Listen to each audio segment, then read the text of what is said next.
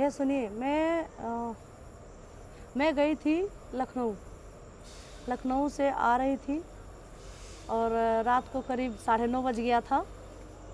मुझे कुछ समझ में नहीं आ रहा था, मेरी तबीयत भी ख़राब सी लग रही थी, ऐसा लग रहा है कि मैं प्यास सी लगी है, मतलब दिक्कत महसूस हो रही थी, चक्कर से आ रहे थे, इसलिए हमें कुछ सूझा नहीं। हमने अध्यक्ष जी के पास कॉल किया और अध्यक्ष जी के पास हमने कॉल किया। अध्यक्ष जी से हमने कहा कि अध्यक्ष जी हमारी तबीयत ख़राब लग रही है, हम यहाँ स्टेशन पे फंसे पड़े हुए हैं, हमको प्लीज़ या तो कहीं रुकने का थोड़ी देर रुकने का समय दे दीजिए और या तो हमें हमारे घर भिजवा दीजिए।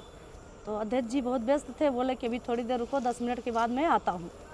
मैंने इंतज़ार किया, अध्यक्ष जी आए और फिर उन्होंने रिसीव किया और उन्हें फिर उनका कोई अर्जेंट कॉल आ गया, तो बोले कि अभी मैं कहीं जा रहा हूँ किसी को छोड़ने और आता हूँ। फिर अध्यक्ष जी हमको लेके गए कार्यालय पे, बोले कि तुम यहाँ थोड़ी देर ठहरो और मैं अभी आता हूँ। जैसे ही मैं जा रही थी, 2-3 सीढ़ी चढ़ी, चौथे सीढ़ी जैसे क्रॉस की, हमें ऐसा लगा कि मेरा हिल वाली सैंडल पहनी थी, मेरा पैर फिसला कि चक्कर सा आ गया। मैं ऐसे हाथ जैसे पीछे की कि सर जी पीछे खड़े थे, हमको थाम लिए और उन्होंने मुझे सहारा दिया।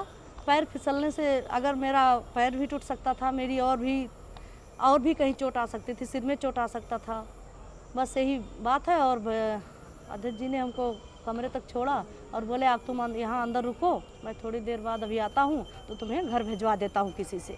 बस भैया इतनी सी ही बात है, इतनी सी ही बात है। अब इसको चाहे कोई गलत सोचे या अच्छा सोचे, अध्यक्ष जी ना कभी गलत थे ना कभी हैं हमारी नज़र में। मैं पिछले करीबन 3-3.5 सालों से उनको जानती हूँ और हमारे पारिवारिक संबंध रहे भी हैं उनके यहाँ से, हमारे यहाँ से अध्यक्ष जी से पारिवारिक संबंध रहे हैं, इसलिए मैंने भरोसा करके उनके पास कॉल किया और किसी के पास कॉल नहीं किया। नहीं नहीं नहीं भैया बहुत अच्छे इंसान हैं और मेरे पिता तुल्य हैं, चाहे मैं बड़ा भाई मानूं या अपना पिता मानूं, और पिता तुल्य ही हमारी सारी फैमिली मानती है। हमारा भाई, हमारे हस्बैंड, हमारे 2 बच्चे भी हैं। मैं लड़की नहीं हूँ, मैं अनजान बच्चा नहीं हूँ कि मैं किसी को, कोई मुझे बहलाएगा, कोई मुझे फुसलाएगा, ऐसा कुछ भी नहीं है।